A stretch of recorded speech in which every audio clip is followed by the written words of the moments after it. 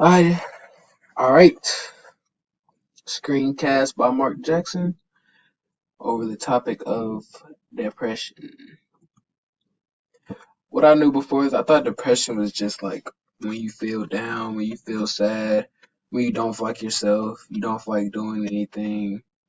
And like, I thought it was really only one type of depression, one type of form of depression. I didn't think it was like seven or eight and stuff like that. One thing I did think that I'm right about is that there aren't very many cures for it. But going to get help from like a counselor or doing stuff out of the ordinary, that'll change it.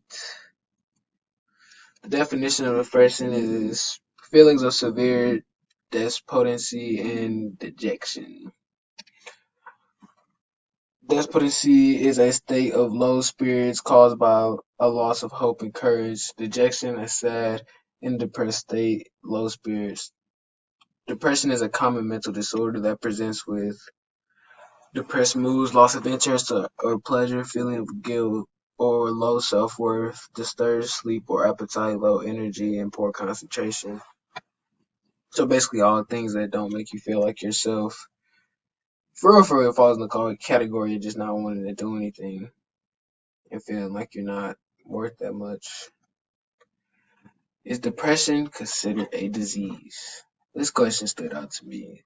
Uh, Robert Sapolsky, a professor of neurology at Stanford and former MacArthur Fellow expert on human behavior, states, I think depression is absolutely a disease. I believe that it is as much of a biological disorder as it say diabetes. Michael Yapko has a different opinion. He was a physiologist, physiologist, lecturer, and author and authority on depression. He says yes in a different way. There are 227 different symptom combinations that could all correctly yield a diagnosis of depression. Telling people depression is an illness misses the mark. It is partially wrong, and people who are depressed don't feel disease. They feel crappy. Calling it a disease doesn't motivate them to get help, which is why majority don't go get help.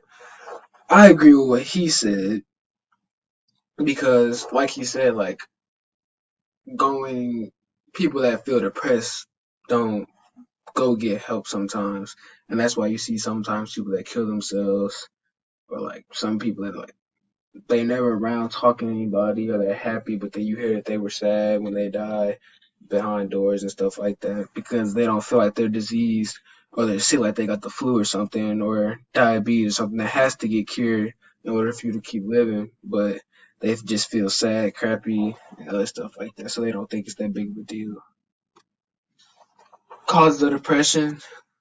There are many causes of depression, like trauma they experience when someone they knew of someone in history or family.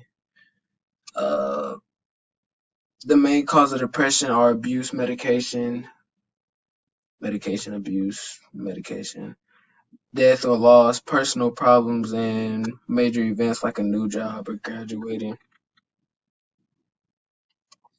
Signs or symptoms. Uh, signs of depression can be Some signs can be feeling sad, down, or miserable, and having lost pleasure in usual activities. You can also not want to go out anymore and not get work done. You can you can have a feeling of being overwhelmed, irritable, frustrated, sad, and lacking confidence. Physical signs can consist of being tired all the time, getting sick, headaches and muscle pains, sleep problems, loss of weight, and significant weight loss. See, to me, I feel like this is why people don't go get help because some of this stuff you could just think is common. You're just going through something at the time. These are the types, common types of depression. Major depressive disorder. Symptoms present for longer than 2 weeks.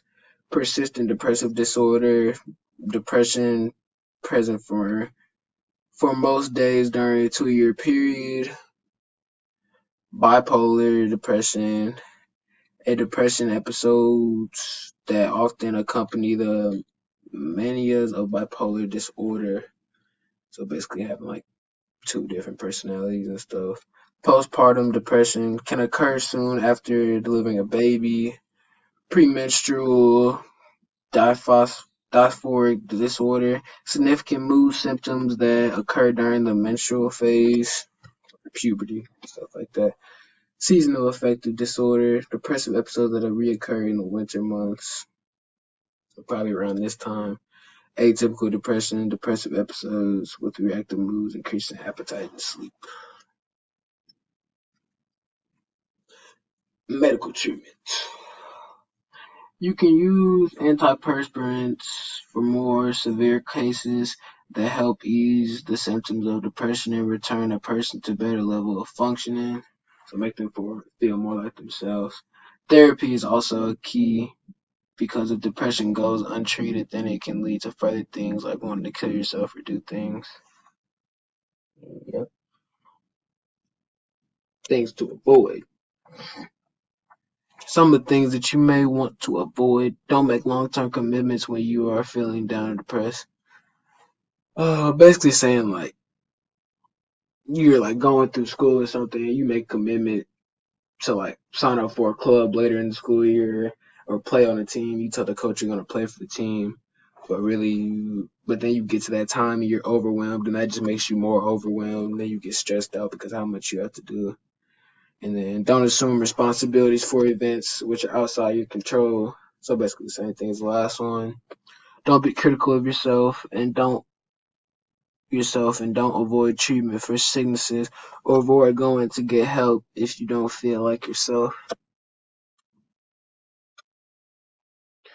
Ways to deal with when you have a depressed friend: be understanding and empathetic, avoid harsh or critical statements, don't insist that they are fine or nothing is wrong with them, emphasize what they are going through is treatable, offer help yourself and say you will go with them if they need you to go with them. What I learned about this topic after all this research, I learned about like how many types of depression there were, and I learned about like it's more than just feeling sad and feeling down and not being like not wanting to do anything. It actually makes you feel like it's different for different people, depending on how bad your depression is and what made you go through that, and just the different side effects of it, but also like the different types of treatment you can use for it.